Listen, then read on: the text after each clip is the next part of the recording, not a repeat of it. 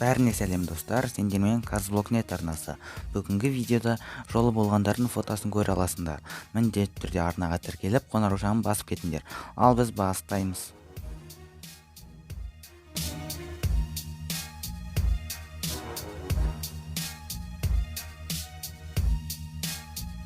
Әлеуметтік желіге осы фотоны салған автордың сөзінше, бірінші дүниежүзілік соғыста осы монеталар оның арғы атасын қорғап қалыпты.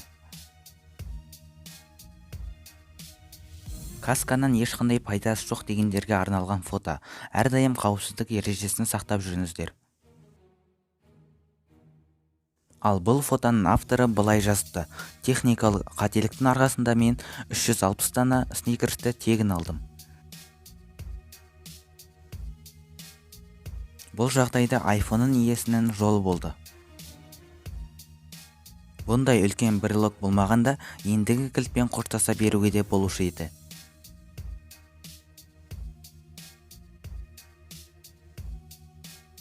Бұл әйел өзінің сақинасын сонау 2004 жылы жоғалтып алған еді. Өзінің бақшасымен айналысып жүрген кезде, ал сақинаны 15 жыл өткен соң ең ерекше жолмен тауып алды.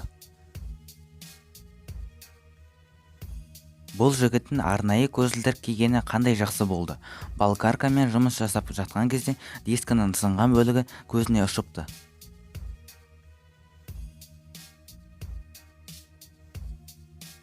Сағатына 110 км жылдамдықпен автобусқа соғысқаннан кейін мотожилем осылай көрінеді. Сондықтан міндетті түрде қауіпсіздікті бірінші орынға қойыңыздар.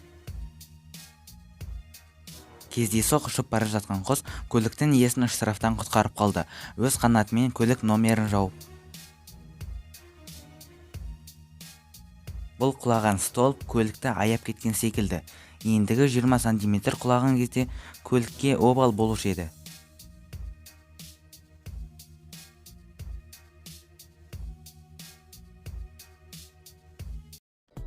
Достар, бүгінгі видео аяқталды.